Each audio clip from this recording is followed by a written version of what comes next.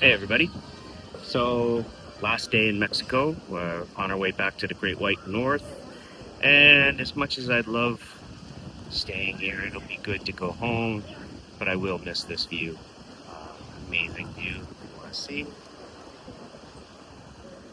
Anyways, so by now I've finished 3 videos just for you guys, so you can start working on some things. We're just testing a new idea that I came up with the help of my good friend Dan Cookets.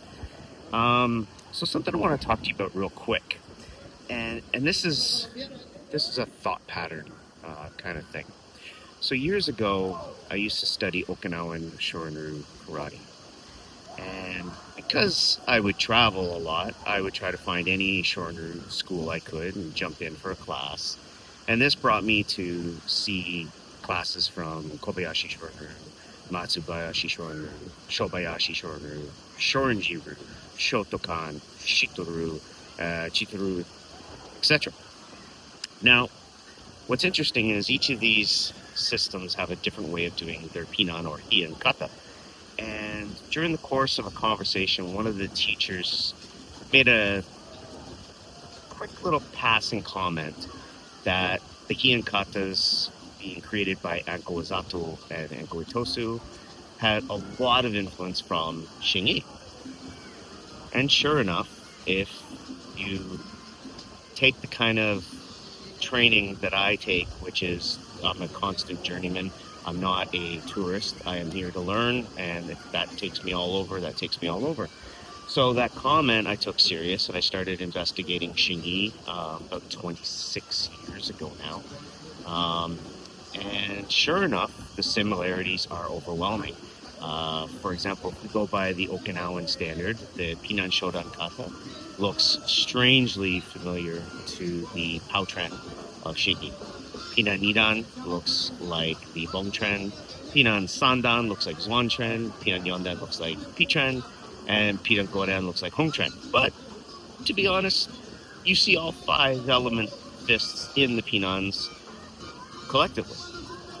But what that did was that opened the door for me to say, okay, if someone's saying this about my system, I need to check that out and figure out what that is, just to try to figure out if he's right or not, or if I can glean some piece of information from that, which I did.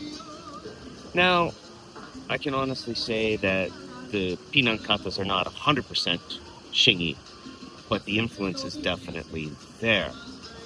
But what that did cause me to do is it caused me to start to wonder, what is this Shingi style like? And after 26, 27 years of doing Shingi off and on, I can honestly tell you that it's an amazing system. It's fantastic. It has unlimited potential.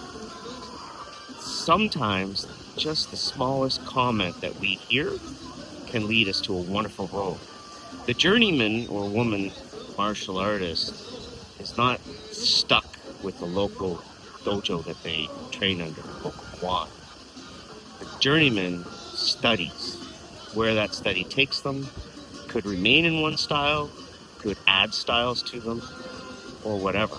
But the important thing is that if you want to learn, if you want to grow, and you don't want to be a tourist where you just show up and pay your fee and move on, then you have to do the work. And sometimes to do the work, that means you have to do the research. It means you have to buy the book. You have to watch the YouTube video. You have to travel to a school. You have to interview people. There you have it. There's my last little message from Mexico. Good luck, guys, and I'll see you when I get back.